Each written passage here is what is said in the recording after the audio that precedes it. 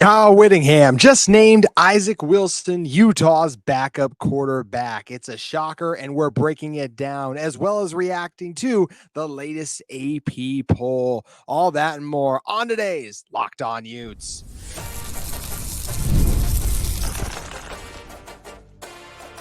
You are Locked On Utes, your daily podcast on the Utah Utes. Part of the Locked On Podcast Network, your team every day. Hello, everyone, and thank you for making Locked On Utes your first listen and first view of the day. We are available wherever you get your podcasts and on YouTube. We are part of the Locked On Podcast Network, your team every day. And thank you for those of you who do listen to this show every single day. If you are in the market for a second listen, we recommend checking out Locked On College Football, where Spencer McLaughlin, who just joined me on yesterday's show, was helping me break down the quarterback landscape. But he does a great job covering all the biggest stories throughout all of the fall camps in the sport that we love the most, college football. Today's episode of Locked On Utes is brought to you by our great friends at FanDuel. You can make every moment more as the playoffs wind down. The sport stops sporting like we want them to. But this summer, FanDuel's hooking up all customers with a boost or a bonus daily. That's right. There's something for everyone every day, all summer long. You can visit FanDuel.com to get started. My name is JT Wistrcill, former intern inside the University of Utah Athletic Department. And on today's show, excited to talk about the backup quarterback battle. It has been in progress for a long time. We finally have an answer. Utah's in the top 15 of the AP poll. I think there are a few spots they should have been higher, but overall, we'll get to my rankings there. And we got to talk about the rest of Kyle Whittingham and the players' thoughts after a new media availability. But it was at that media availability where we were able to learn that Kyle Whittingham and Utah have settled on a backup quarterback. And it's Isaac Wilson. That's right. The true freshman from Corner Canyon, whose last game was inside Rice-Eccles Stadium, state championship. He won it this last year. His first game was going to always be in Rice-Eccles Stadium, but that action could come a lot sooner than we expect because he beat out Brandon Rose and Sam Heward for the backup quarterback job. And that is something that I didn't see coming. In fact, all throughout, I'll be honest, all throughout the offseason, I thought that, yes, Isaac looked better than Brandon, I thought, in the spring game. But that was also a situation where I felt like, okay, Cam started and Brandon started on the other team, and then Isaac came in for Cam. So Isaac was playing with more of the ones and just a better grouping of players, I felt like. But clearly, and he, like I said, he looked better than Brandon, but I was like, okay, like, still, I feel like Brandon's probably there. Then they add Sam Heward, so it felt like they wanted to get even stronger in the QB room. I just didn't see Kyle Whittingham starting a true freshman, or not starting, excuse me, having a true freshman be his backup quarterback in a season in which so much is at stake with everything that went wrong for Utah last year. That was just not something I saw coming. And boy, was I wrong.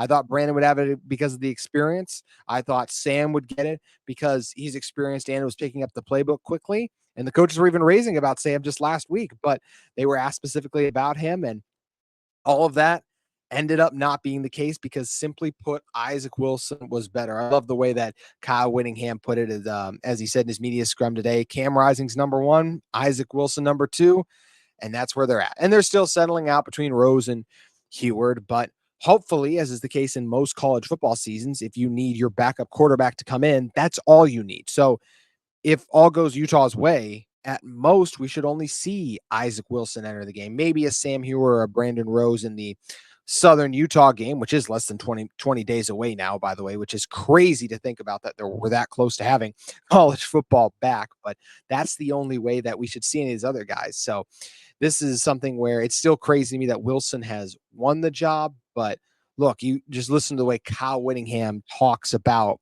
Isaac Wilson. Josh Furlong included this in one of his stories he put on KSL.com about Whittingham talking about Wilson.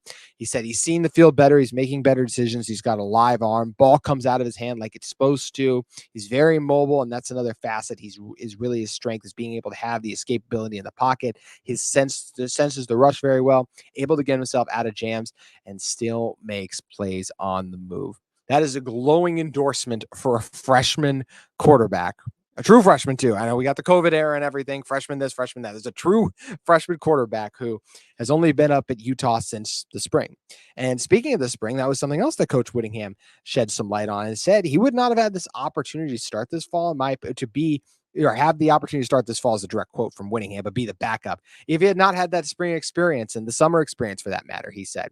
And he said, it's to the point right now where roughly 50%, maybe a little more, of high school recruits are mid-year guys. It's such an advantage academically as well as football wise. And we've even heard Wilson later on. He was asked about, what this means and everything. And he did say, like, hey, the playbook's a lot. It takes time to learn. He also said that it's a great opportunity, but he said, I just got to continue to prove everything and just got to keep working. He kept that, stereotypical Utah mindset that we normally see these players embody, most of them pretty quickly, but it is funny to see Wilson already right away saying all of the right things that Coach Whittingham loves to hear too, right? But he just said to that, look, when you're coming in early and you're getting that opportunity in the spring, that's a massive thing because you are learning the playbook and there's no reps like game reps, but the next best thing are those practice reps in which you're going against your teammates every day, especially as you're a true freshman. You're learning so much trial by fire because you have been thrown in there in practice. And we know Wilson struggled with turnovers early on in spring camp. And that is something, if we ask Kyle Whittingham then if Isaac Wilson would end up being this team's backup quarterback,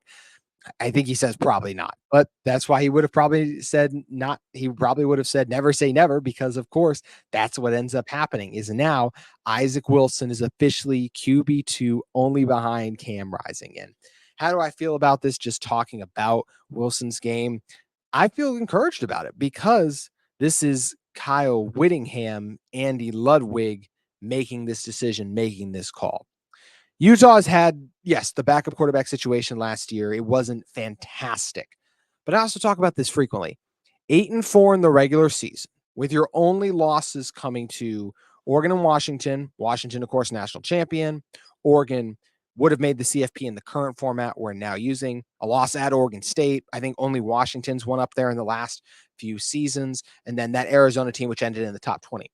All of those losses, if you're a good team, you don't win there with a backup quarterback, let alone all the other injuries that Utah was dealing with at the time, right? So Utah's even had pretty strong backup quarterback play in many situations. Think about Bryson Barnes in the Washington State game back in 2022. If Utah loses that game, they don't get in the Pac-12 championship game because it was Utah having some weird tiebreakers that allowed them to face off against USC over the likes of Oregon and Washington, which is strange because Oregon did, of course, beat Utah that season. But anyways, this is a Utah team, when I look at it, that it feels like they're primed for a special season. And these coaches have made good decisions on the backups in the past. And if they feel Wilson's the best guy, I trust him. We know he's got the talent. This is a 4-star guy. We could see in the spring game and his high school game, the ability to escape the pocket, right? The arm strength, the ability to throw off platform. He was mobile in high school. He was a decent running quarterback, and he can be smart too and avoid taking those monster hits. So I think Wilson is going to be Utah's next quarterback. I've routinely said that. He'll be the starter in 2025, I believe. And this only further cements that, as well as it's just incredibly encouraging that just 2 weeks into spring ball, he's already won the job as a true freshman. I just don't think we can understate how impressive that is, that Isaac Wilson earned the right to be Cam Rising's backup in what is the potential to be the biggest season in Utah football history. So can't wait to see Wilson, even though I'm hoping we don't see him a ton because I'm hoping Cam Rising does special things. But congrats to Isaac Wilson. This has me incredibly fired up about the future, that he's already beaten out some experienced guys and shows you his overall talent, his growth. And Wilson, he's got it all. And I can't wait to see it on display very soon inside Rice-Eccles Stadium. So there's other backup quarterback jockeying to wait and see how that plays out. We still got to talk too on this episode about the other interesting comments that Kyle Whittingham and just the players made to the media. But first, we do have to talk about something, and that is the AP poll. The first edition of the 2024 one is out, and I have some thoughts on Utah's rankings that I'm excited to get to in one moment. But first, want to tell you all about one of the sponsors of today's episode of Locked On Utes, our friends at FanDuel. I love sports. I love them so much. I never want them to stop. But as the playoffs wind down, we get fewer games. And the sports, they're not sporting like I want them to. But FanDuel lets me keep the sports going whenever I want. All I have to do is open the app and dream up bets anytime I'm in the mood. And this summer, FanDuel is hooking up all customers with a boost or a bonus daily. That's right. There's something for everyone every day all summer long. So you can head over to FanDuel.com and start making the most out of your summer, whether it's Major League Baseball or, hey, football season's right around the corner. Just mentioned it for Utah. We're less than 20 days away from Utah's first game. That means we're even less than that away from week 0 of getting some games in, and NFL season will be right around the corner there. So for the NFL, you can get your MVP picks in. I did a fun episode on Cam Rising and his Heisman odds. So you can head over to FanDuel and check out the Heisman odds as well. Or once again, if you're looking for live games, that's where Major League Baseball has you covered. And once again, FanDuel is a sponsor of Major League Baseball. So you can head over to FanDuel.com and start making the most of your summer today. All righty. Coming back in here, want to remind you guys that Locked On College Football is the place for you, especially if you're tired of all the shouting that you get so frequently from other sports shows on television. That's where Spencer McLaughlin comes in, and he is locked in on everything that is happening in the world of college football. So make sure you guys head over and check out Locked On College Football today. Okay, AP poll is out, the top 25. This is the one that is, yes, the coaches poll is by far the second most important, but this is the one when you see the teams play, the AP poll is the one that they use. And the AP poll is, I think, the one that they should use, because this is the one where the media, I've been lucky enough to talk with a few people who vote on this list, and you see the process and the work that goes into crafting it. And we may have a gripe here or there. I don't love Utah's placement on this. I think they deserve to be a top 10 team. But as long as Utah's in the top 15, can totally respect and hear the argument for that and really don't have a major problem with it. And that's the case here. And that's where I know the AP voters and writers did their homework. Josh Furlong, Utah's writer, for example, he put out, his top 25 with exclamations on each team. You can tell he clearly did his research and has good reasoning, in my opinion, for all of them. So let's talk about the AP poll ranking now. Utah did emerge as the highest Big 12 team. Shocking, not shocking. They are the only team inside the top 15. Oregon State is second at 17, with Kansas State at 18. And then you get Arizona's at 21 and Kansas at 22. So in total, you get 5 teams from Utah's new conference ranked, but Utah the only one inside the top 12, where they're ranked at 12. Now, as we look at the teams in front of them, I've routinely said I believe Utah is a top 10 team heading into the season, but there are, of course, the teams that I'm not going to argue against that Utah should be above.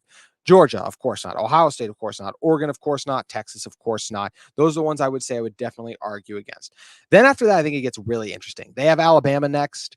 I think Kalen DeBoer, the amount of talent that roster returns, Jalen Milroe being there, I think Alabama deserves to be ahead of Utah right now. Ole Miss is another one. Their roster is loaded with talent, even though I did say I think Cam Rising is better than Jackson Dart, but that roster, man, they splurged on NIL too, so I have Ole Miss up there.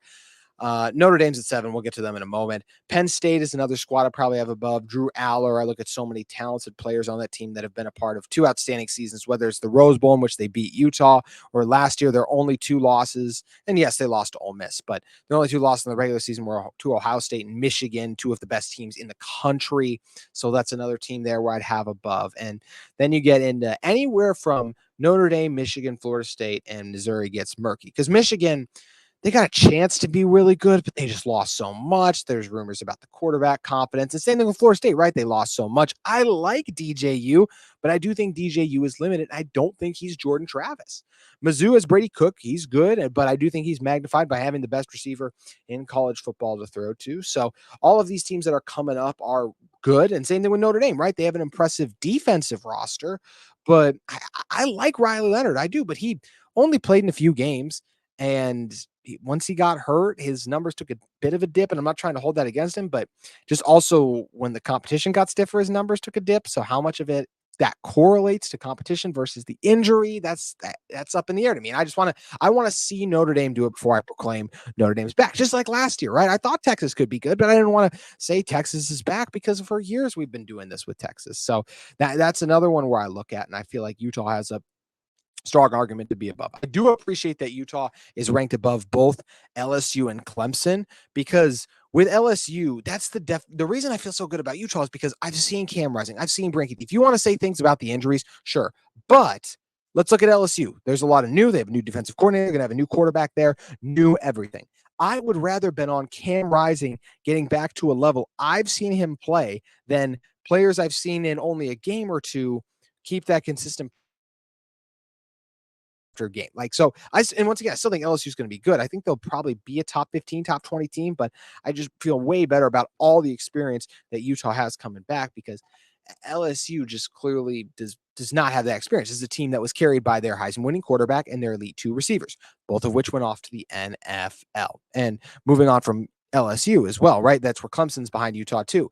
Clemson, another one. Can I just see them put it together, right? That Cade Klubnik offense has never quite clicked during his 2-year tenure now, and the defense should be really good, but we got to see it from the offense. I mean, quarterback is such an important part of the puzzle in college football. And when Cam Rising was last healthy, this Utah offense averaged 38 points per game, and they're even more talented on paper, I feel like, this year than they were in those years past. So I do think this is a Utah team that deserves to be ranked inside the top 15. I'm good with 12. I would like to see them in the top 10. I think personally, I think Josh Furlong had them at 9. I think that's a really good spot. I myself would probably have Utah. I'd probably be right there with them. Maybe have Utah up there at 8 right now. I think just looking at the board, I might make an argument for Utah at 8 or 9, right in there with Michigan, Florida State, Missouri. Notre Dame would be at the back of all of them, as I said. But I think that 12 is good for Utah when you look at the consistency they've had under Kyle Whittingham, when you look at the strength of this team, the front 7 that was a top 5 run defense all coming back, the ability to consistency replace players in the secondary, as well as the receiver position looking the best it's been for a long time, because you have 2 guys, one of whom has gone over 1,000 yards, the other's gone over 600 yards, and Damian Alford, as well as Dorian Singer, who look fantastic. And we know how good this tight end room is. I have a fun episode tomorrow with Max Chadwick where I talk about, I think it's the best tight end room in the nation. That I think is really, that's how special I think the Utah tight end room is. So you look at this roster, you look at the home field advantage, you look at the schedule, it's just set up for Utah to be a top 10 team, have a special season, win the Big 12 right away. So I am incredibly high on this Utah team. Obviously, I think they belong in the top 10. I can hear an argument for why they don't belong inside the top 15, but to me, they absolutely should be in the top 15. As long as they're in the top 15, I'm not going to be too fired up about anything. So, like seeing the AP pool, it'll be fun to monitor throughout the season. At the end of the day, too, if you love it or hate it, it doesn't matter that much, because it all gets worked out on the field, which we are so close to seeing how that will all shake out. And as we get close to the season, we get more and more answers, like the other position battles that are going on Utah's roster. Want to dive into those in one moment. But first, want to talk to you a little bit more about one of the sponsors of today's episode of Locked On Utes. Today's episode of Locked On Utes is brought to you by our friends at eBay Motors. Passion, drive, and patience. The formula for winning championships is also what keeps your ride or die alive. eBay Motors has everything you need to maintain your vehicle and level it up to peak performance. From superchargers, roof racks, exhaust kits, LED headlights, and more. Whether you're into speed, power, or style, eBay Motors has you covered. With over 122 million parts for your number one ride or die, you'll always find exactly what you're looking for. And with eBay Guaranteed Fit, your part is guaranteed to fit your ride every time, or your money back. Because with eBay Motors, you're burning rubber, not cash. With all the parts you need at the prices you want, it's easy to make your car the MVP and bring home huge wins. You can keep your ride or die alive at ebaymotors.com. Eligible items only, exclusions apply. eBay Guaranteed Fit is only available to U.S. customers.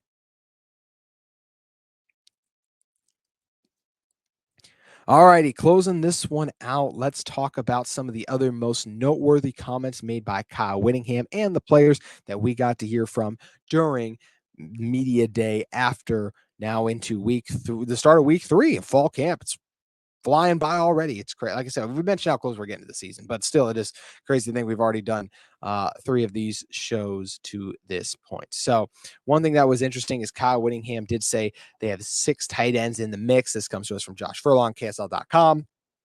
And he talks about Brant Keithy, Carson Ryan, Landon King. That's the big 3. But then Dolan Bentley, Caleb Lohner, Miggy Sugaturaga. For obviously, we've talked heavily about the top 3. I'm going to talk about the top 3 really a lot on tomorrow's show.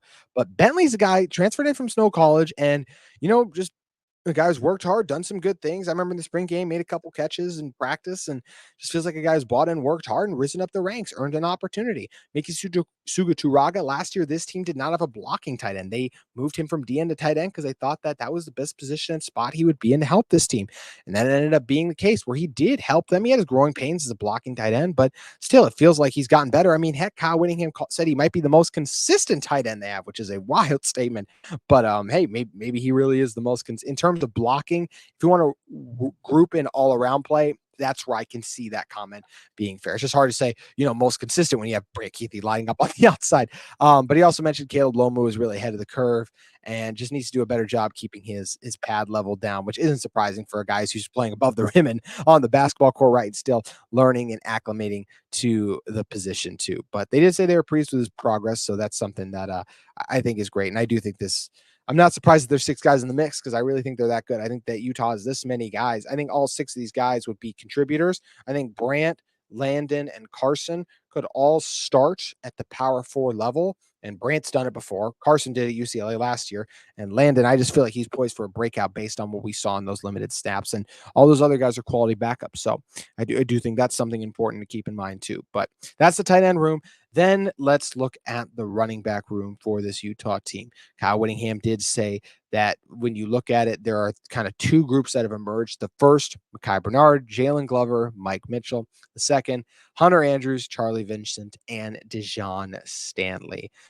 And this is interesting to me, but just first of all, how about Hunter Andrews? I mean, dude was a linebacker back in the fall, I believe, and now they moved him to a running back. And we heard about this last week, but to see him already this close to being among the first group is incredible. And, Vincent's the guy who's been here for a while, works hard, bought in. I think he's been on the roster since 2019, maybe even longer. He's one of those COVID guys who's been able to hang around a little bit. Then you get Dejon Stanley in there, the athleticism, the speed. I think he'll be used heavily in the return game for this Utah team. But the first 3 is the one that's most important, right?